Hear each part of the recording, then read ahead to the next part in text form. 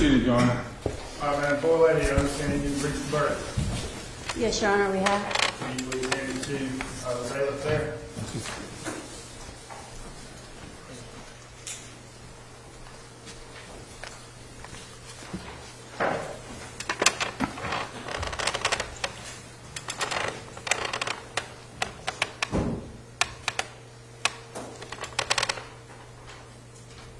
All right, Madam Clerk, will you please publish? Yes, sir, Your Honor. Indictment number 2023-GS40-07440. State of South Carolina, County of Richland versus CK Rick Chow. We, the jury, unanimously find the defendant, CK Rick Chow, as to the charge of murder, not guilty. Signed number 302, foreperson, June the 1st, 2026. Madam Floor Lady, was this your verdict and the verdict of the entire jury? Yes, ma'am, it was. Thank you. The foreperson stood. The courtroom went silent. Indictment number 2023 GS 407440, State of South Carolina, County of Richland versus CK Rick Chow. We, the jury, unanimously find the defendant CK Rick Chow as to the charge of murder, not guilty. 12 jurors confirmed it, one by one. Each one asked the same two questions. Each one gave the same two answers. Yes. And yes. Madam Floor Lady and ladies and gentlemen of the jury, I'm going to ask you two questions relating to your verdict. Please answer yes or no to each. Number 302, was this your verdict? Yes, it was. Is it still your verdict? Yes, it is. Number 2, was this your verdict? 257? Yes. Is it still your verdict? Yes. Number 63, was this your verdict? Is it still your verdict? Yes. Number 208, was this your verdict? 208. Is it still your verdict? Number 226, was this your verdict? Yes. Is it still your verdict? Yes. Number 329, was this your verdict? Yes. Is it still your verdict? Yes. Number 222, was this your verdict? Yes. Is it still your verdict? Yes. Number 164, was this your verdict? Yes. Is it still your verdict? Yes. Number 21, was this your verdict? Yes. Is it still your verdict? Yes. Number 204, was this your verdict? Yes. Is it still your verdict? Yes. Number 232, was this your verdict? Yes. Is it still your verdict? Yes. Number 259, was this your verdict? Yes. Is it still your verdict? Yes. The jury's been told, Your Honor. Very good. But here is what almost nobody who followed this case actually understood. The jury did not just decide whether Rick Chow pulled a trigger. They decided whether the state of South Carolina had given them the whole story. They had not.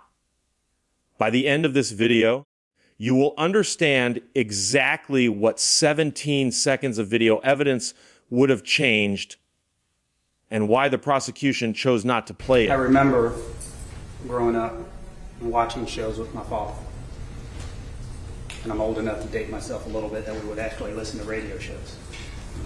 And one of the radio shows that we would listen to quite often is a guy named Paul Harvey. And what he would do is he would tell stories.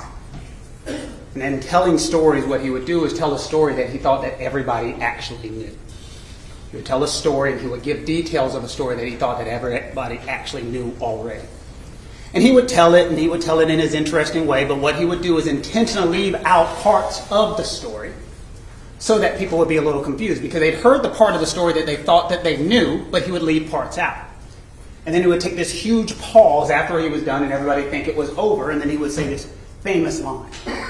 He would say, "And now it's time for the rest of the story." And then he would spend the rest of the show telling the listener the rest of the story that they did not know. He would do this because he understood people. He understood that we are a generation of people who simply listen to headlines, listen to flashy things, and don't hear the rest of the story. He understood that if he could tell just small parts of the story in the way that people thought that they understood them and didn't hear the rest of the story, then they would believe things one certain way. And the way that he did it was fascinating. It was interesting. People started to understand that that's the way we have to start listening. Because if we only hear part of the story, then we can never get to the truth. On June 1st, 2026, in the Court of General Sessions, 5th Judicial Circuit, Richland County, South Carolina, the jury returned its unanimous verdict in the case of State of South Carolina versus CK Rick Chow, indictment number 2023 GS 47440. Rick Chow, a store owner who had operated his business in the Columbia area for 11 years, had been charged with murder. One of the most serious felony charges the state of South Carolina can bring against a citizen. The presiding judge accepted the verdict. The polling of the jury confirmed it unanimous. Both counts, not guilty. Rick Chow was not a career criminal. He was not a man with a history of violence. He was a small business owner who had spent over a decade building something, a store with thin margins, a family business, the kind of operation where every dollar of inventory matters and every act of theft is felt directly. On the day in question, he was at work. His son Andy was at work beside him. By the end of that afternoon, a young man named Cyrus Felton was dead, Rick Chow was in handcuffs, and a murder prosecution had begun that would consume years of his life, drain his family's resources, and place his name and face in front of a jury on the most serious charge the state could bring. The cost of defending a murder charge in South Carolina, attorney fees, expert witnesses, court costs, lost business income across the duration of a trial routinely exceeds $200,000 for a family with no prior experience in the criminal justice system. Rick Chow paid that cost. Every day of the prosecution, he paid it. The state of South Carolina built its case on 3 foundations: eyewitness testimony, investigative findings, and expert analysis. Each was presented as corroborating the others. Together, the prosecution argued they established that Rick Chow had committed murder, that he had intentionally killed Cyrus Felton with malice aforethought, without legal justification. The eyewitnesses the prosecution contended had seen what happened. They were present. They remembered. Several of them called 911. The state presented them as the human record of the event, people whose observations placed the shooting in a context that the defense could not explain away. The investigators, the prosecution argued, had followed the evidence where it led. They had gathered the facts objectively. They had documented the scene, reviewed the surveillance footage, interviewed the participants, and compiled a record of what occurred. Their testimony was framed as methodical, professional, and unimpeachable. The expert witness, a forensic specialist, described the bullet's path, back to front, right to left, slightly upward. The prosecution used this trajectory to argue the circumstances of the shooting and to support their theory of what Rick Chow had done and why. And then there was the chase, 130 yards. The prosecution spent the majority of a day and a half trial on those 130 yards. Rick Chow and his son Andy had pursued Cyrus Felton out of the store and across that distance. The state argued this pursuit was the moral center of the case, that it represented an escalation, an aggression, a choice that set in motion everything that followed. They did not argue it was illegal. Their own investigator, when asked directly on the stand, confirmed it was not. But they argued it was wrong, that it was reckless, that it was the decision of a man who chose confrontation when he could have chosen restraint. The state framed Rick Chow as a man who killed a teenager over a $1 bottle of water. I tell you wholeheartedly, and this might come across as a shock, I agree with some of the stuff that the state of South Carolina said. When they got done with their closing argument, folks next to me said, "Do you want to take that dollar down?" And I said, "No." Because let me tell you with unabashed honesty, they are 1,000% right about the following statement. If Rick Chow executed a human being over a $1 bottle of water, enjoy hell. Let's make that clear. If Rick Chow shot a man in the back stealing $1 bottle of water from his store, you do what you will. Because there's nothing to justify this back and forth. Was he right? Was he wrong? It doesn't matter. Taking a human life over a bottle of water is absolutely ridiculous. It's wrong under any way that you could possibly look at it. And that's why the state has gone out of their way to put this $1 bottle of water up, to put this picture up, because they want you to believe that this is what this case is about. The rest of the story. It has nothing to do with this water. It doesn't. Because if that was what it was about, this wouldn't be a complicated. They displayed that bottle. They returned to it. They built their emotional case around the disproportion between a shoplifted beverage and a human life. Most people watching this case in the news accepted that framing. They put on what they call eyewitnesses. They put on investigators. And they put on experts. You remember? Those are the three things that they have given us. So first, let's talk about the eyewitnesses. And the reason I want to talk about the eyewitnesses first is, remember, and I wrote down a quote that the state said, cameras don't lie. For 17 seconds, you could have played the camera. For 17 minutes, you could have played these cameras. If you remember, these witnesses got on the stand, they sat in front of you, and I asked them questions. They looked directly at you. They were talking about what they remembered. They were talking about their memories and how important that is. And then I started asking them questions from right there. You remember? I said, no, I'm not trying to be rude, but I remember you talking to 911. Do you remember that? Yeah. And you said something different to the 911 tape that you're saying right there today. I asked another person, isn't it true that we don't interview witnesses together because they can get their stories together and their brains could get something that didn't really happen? Yeah. And that's on video, correct? Cameras don't lie. And they called 911, and in the 911 call, they said they didn't see anything, correct? Cameras don't lie. But don't you remember, and I asked one of the witnesses, isn't it true that you told them something, and they said that was completely impossible? Well, yeah. And then they've met with you, they've talked to you, they've interviewed you, and put you on the stand, and you told something different. Cameras don't lie. So why are we sitting here and not watching those videos? Why didn't the state give you the 911 calls? Why didn't they give you the videos? Why? Here is what they missed. In presenting their case, the prosecution played a portion of Rick Chow's recorded statement. They played part of it. 17 seconds into that recording, they stopped. The officer who conducted the interview walked away from the clip. The state moved on. Nobody in the press coverage flagged what had just happened. But the defense had been watching.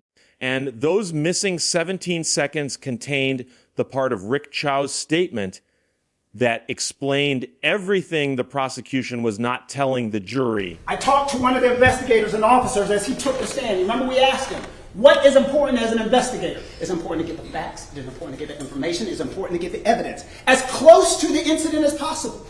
So we can do what? Remember the question I asked him? So we can give all the information to the jury. The rest of the story. Because what we don't want to do is subject and put our emotions in there, our personal beliefs, our subjective decisions. That's what's happened. The rest of the story.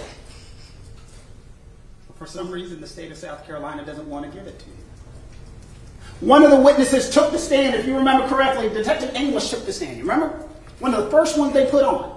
And they put the videos up on all of these screens, all this technology that the state of South Carolina has. And they put up all of it. And one of the clips they put up was of Rick Chow's statement. You remember?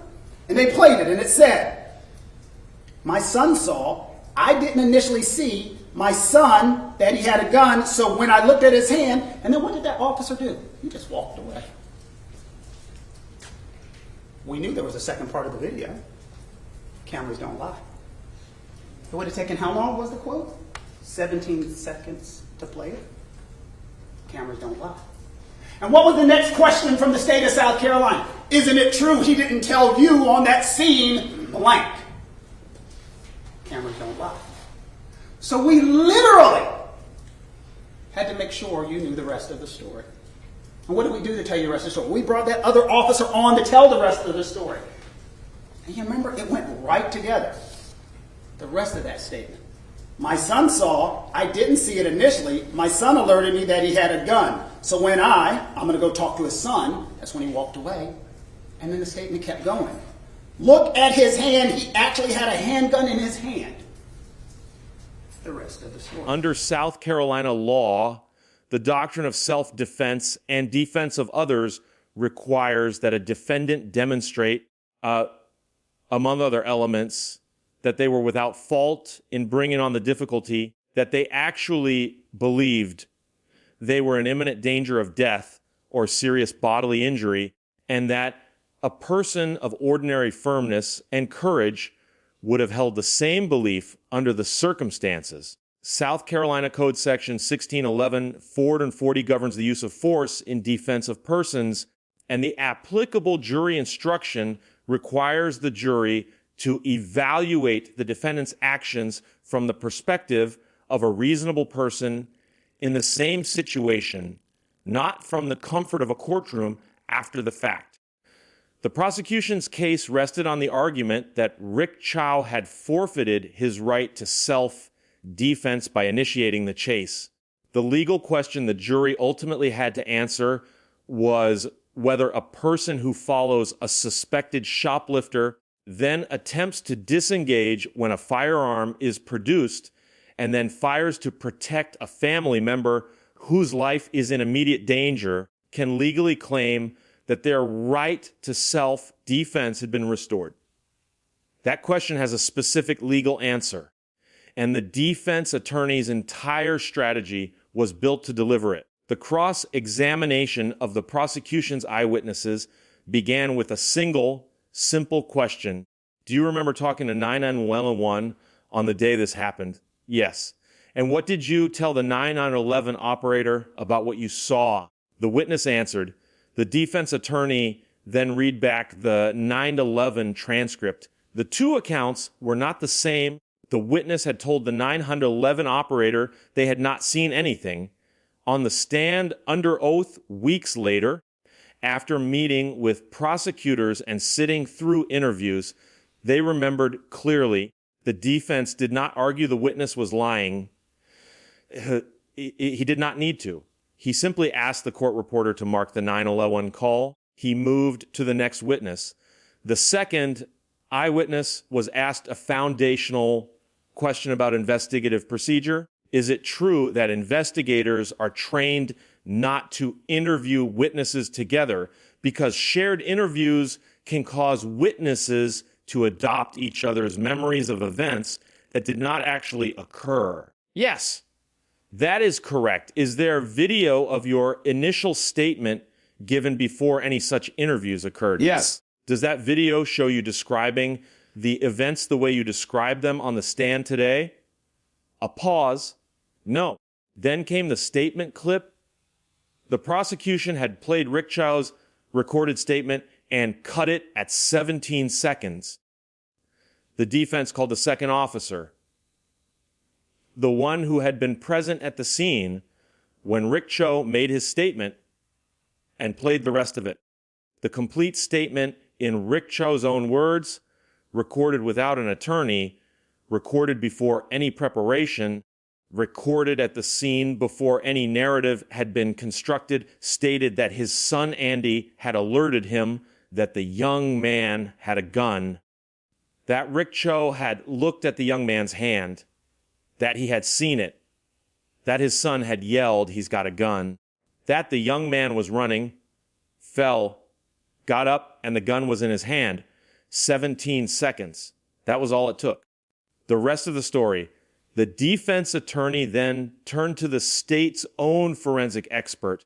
He stood her in front of the jury and demonstrated the physical position Cyrus Felton could have been in at the moment the shot was fired, consistent with the bullet's trajectory, back to front, right to left, slightly upward, and asked whether the position he was demonstrating was physically consistent with the trajectory she had described.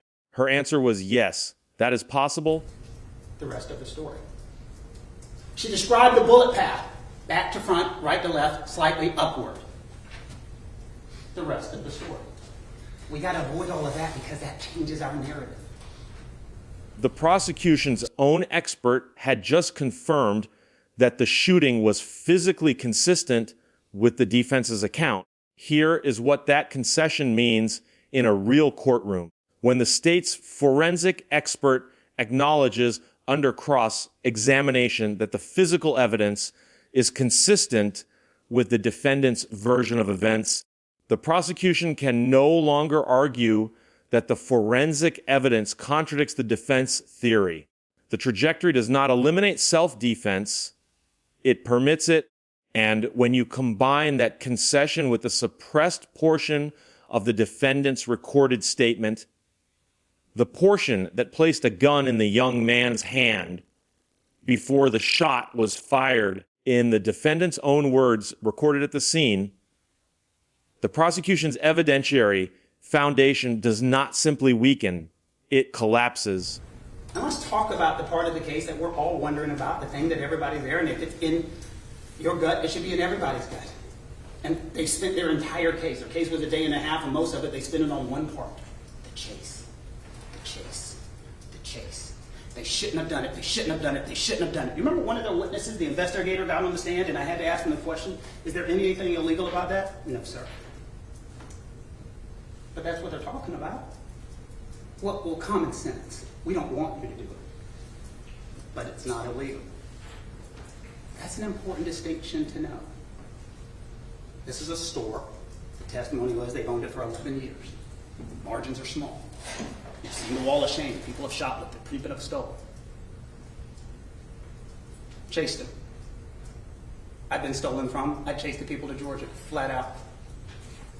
It's their property. They're emotional about it. And that's why he ran after it. The question isn't, do you think it's right? The question is it legal? And then you go to the second part of it, is it legal? If it was illegal, don't you remember Andy Chow sat up there on the stand? And Mr. Scott got right in his face, and he was yelling at him, and he was going angry with him, and he was saying everything to him. But the one thing he didn't say to him is, and you have been charged with following this young man out of the store. And you are criminally liable for following this young man out of the store. Because he's not. He's not liable. He's not criminally liable. He has not been charged. And he did not do anything wrong. But when you Monday morning quarterback and come back and look at the situation and say, well, why? You know what? They could have done this. They could have done this. They could have done this. Because that's what the state's case is. Think about it. How many times did you hear throughout the course of this trial the great state of South Carolina say the following sentence? They could have done this. They could have done this. They could have done this. They could have done this. They don't have evidence to offer, but they have fear, passion, emotion, and they want to get that out of you. They want that fear, passion, and emotion, and for you to ignore the law. We do not get to take the law the way that we want it to be. We take the law the way that it is. What should have happened in this case, evaluated from the perspective of a competent prosecutorial team, is this: before filing a murder charge, the prosecution was obligated under Brady v. Maryland to disclose all material evidence favorable to the defense, including the complete recorded statement of the defendant. Playing 17 seconds of a recorded statement while possessing the full recording and allowing the truncated version to stand as the evidence before the jury is precisely the kind of conduct Brady was designed to prevent. The prosecution also had an obligation under Rule 3.8 of the South Carolina Rules of Professional Conduct, which requires a prosecutor to make timely disclosure of all evidence or information that tends to negate the guilt of the accused. The 911 calls in which eyewitnesses stated they had not seen anything were material to the defense. The full recorded statement was material. The forensic expert's acknowledgement that the trajectory was consistent with the defense theory was foreseeable and should have been accounted for before charging. A competent prosecution team conducting a thorough pre-trial review of the evidence would have recognized that the complete statement, the 911 calls, and the forensic ambiguity did not establish murder beyond a reasonable doubt. They would have charged accordingly or not at all. Instead, Rick Chow spent years of his life, faced the full weight of a murder prosecution, and bore the financial and reputational cost of a trial, a cost that no acquittal reverses. South Carolina has a state ethics commission, and the South Carolina Supreme Court's Office of Disciplinary Counsel oversees attorney conduct. Whether any formal accountability follows from the evidentiary choices made in this prosecution remains, as of the verdict, an open question. What the defense's strategy accomplished legally was the systematic dismantling of each element the prosecution was required to prove under South Carolina's murder statute.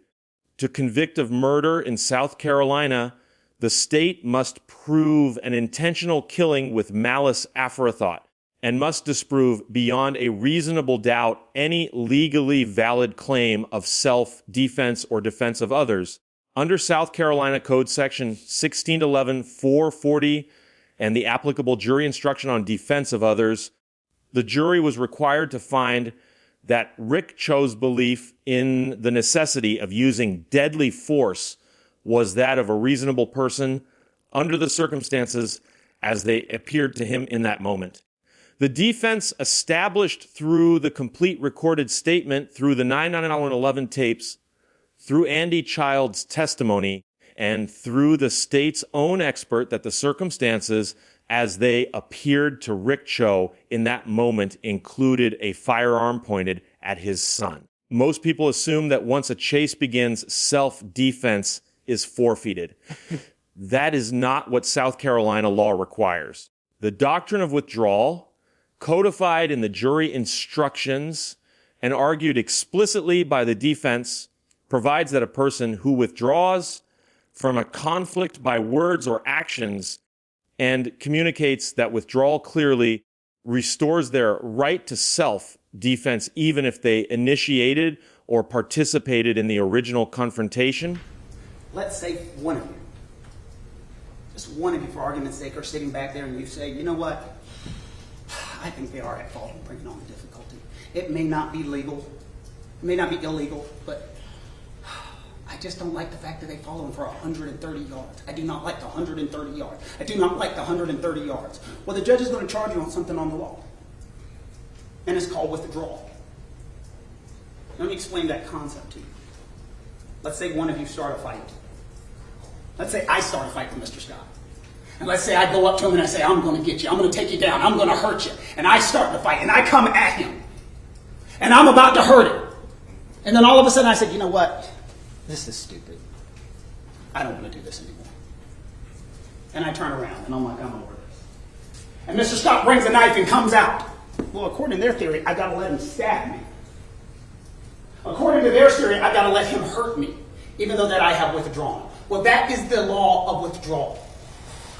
If an individual says, if they withdraw by words or actions,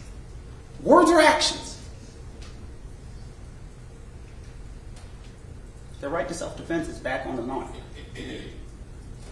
Andy Child's testimony established that withdrawal. Stop, drop it, hands up. And I went this way. And as his hands are up, remember I asked him directly, the gun was still pointed at you? Yes, sir. You were looking directly at the barrel? Yes, sir. And then what did you hear? I said to my dad, he's got a gun. He's got a gun. And then what did he say his dad said? Drop it. Stop. Drop it. No. There's nothing more withdrawal than that. When he is yelling, stop it, drop, no. That's a withdrawal. That's saying, look, man, you got it. You got the gun. I'm good. They love to say that everything could have stopped. He could have put the gun down. But we have to ignore that because that's not part of their story. We cannot tell that part of the story because it's not necessary. And when we tell this story, you might look at me and say, oh, Mr. Kent, that's some creative lawyer. No. That's why we played the 911 tape. And in the 911 tape you heard. That's why we played Andy Chow's interviews. Didn't hide it. What do you say? Takes only 17 seconds. The defense attorney was right. There is nothing more withdrawal than that. the prosecution stood before the jury and made the strongest version of its case. A young man was dead. He was 17 years old. He had a future. A $1 bottle of water did not justify what happened to him. Rick Chow and his son made a choice to leave that store. They made a choice to pursue. They made a choice to escalate what did not have to become a confrontation. The state did not need to prove the chase was illegal to prove the shooting was murder. They needed to prove that when Rick Chow fired that weapon, he did not fire it in reasonable defense of his son. They needed the jury to conclude that the circumstances as Rick Chow understood them did not justify what he did. The defense answered with precision. The prosecution said cameras don't lie. The defense asked why the prosecution did not play them. The prosecution said their witnesses saw what happened. The defense showed the jury what those witnesses told 911 operators before anyone coached them. The prosecution said the chase was the moral center of this case. The defense called their own investigator, a man with 25 years of experience, who confirmed on the stand that following a suspected shoplifter out of a store is not illegal, and who further acknowledged, when asked whether he would fire his own weapon if someone pointed a gun at a loved one while he was pursuing them, that yes, he would. The defense did not construct a narrative. They played the tapes. What was the other quote? Better than any eyewitness ever could would have been a video. That's what the state said. Better than any eyewitness ever could. So why wouldn't you play them? Because it would have been better than any eyewitness ever could. Now, they read the transcripts. They asked the questions the prosecution hoped no one would ask. The one question the jury had to answer that neither attorney had fully resolved was this. The judge is going to tell you something else about defense of others. You have the right to act on appearances. And you have the right to be wrong. He's going to tell you that. They've just told you. He was running, he fell down, and he picked up a firearm. All this stuff, all this back and forth, he 100% from the state's mouth, he picked up that firearm.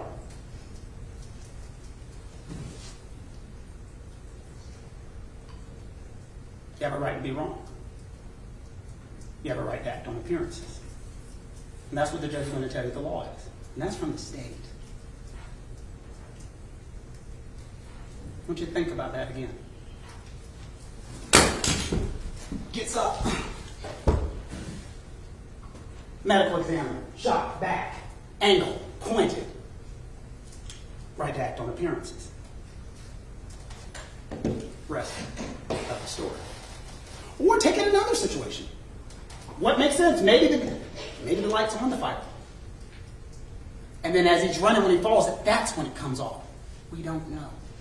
Because the burden of proof is on the state to prove what happened in that situation. And they've just admitted the one thing we know for a fact is he picked up the firearm. That's from them, not from me. That was their admission.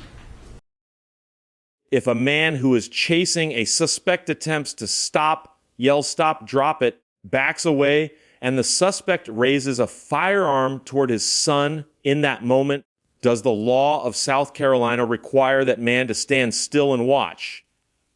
The jury deliberated. They returned. Each juror was asked whether the verdict was theirs. This case is not about a dollar. This case is not about a shoplifter. This case is about a father who sees a gun pointed at his son and had to make a decision.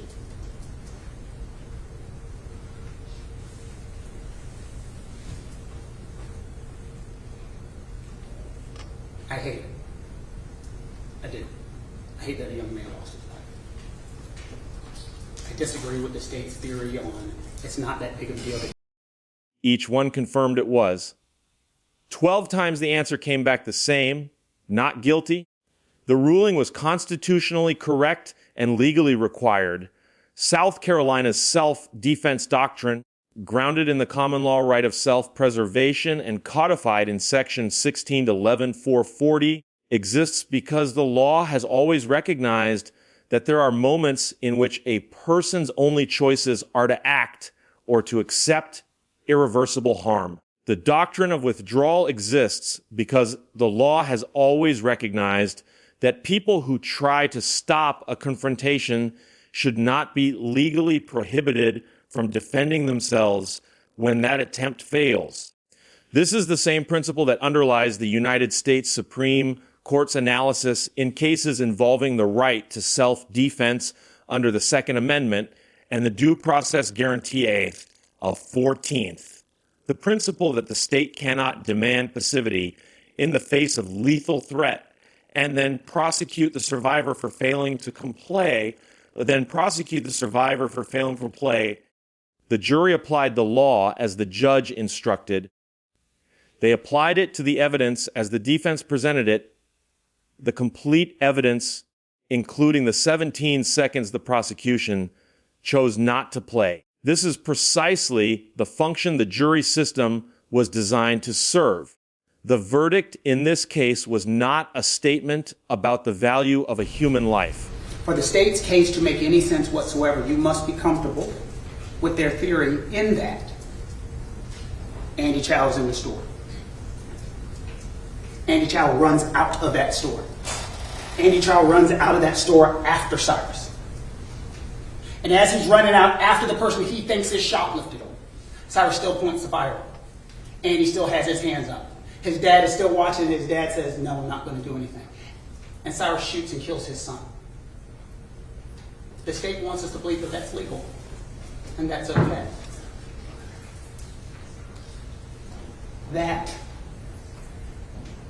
storekeeper should let people take stuff out of their store, and if you follow them and you get killed, it's okay.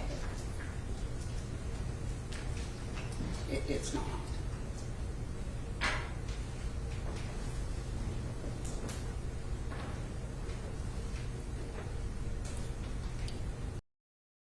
Every life in this story mattered. The verdict was a statement about evidence, about the burden of proof, and about what happens when a prosecution builds its case on part of the story and hopes the jury never hears the rest. A murder charge is the most serious thing the state can level at a citizen. It carries the weight of the entire criminal justice apparatus. It costs everything the defendant has. It follows them permanently. When that charge is brought on evidence that the prosecution itself possesses and does not fully disclose, the jury's acquittal is not a failure of justice. It is justice functioning exactly as designed. Next, we examine a case in which a prosecution's evidentiary choices did not end with an acquittal, in which the suppressed material was discovered only after a conviction had already entered and a man had already begun serving his sentence, and in which the legal mechanism designed to correct that outcome took 9 years to activate. That case is coming. Was the prosecution's decision to play 17 seconds of Rick Chow's recorded statement while withholding the remainder a failure of individual judgment by one trial team, or does it reflect a systemic pattern in which the pressure to secure a conviction outweighs the obligation to give the jury the complete truth? And if it is the latter, what does meaningful accountability for that pattern actually require?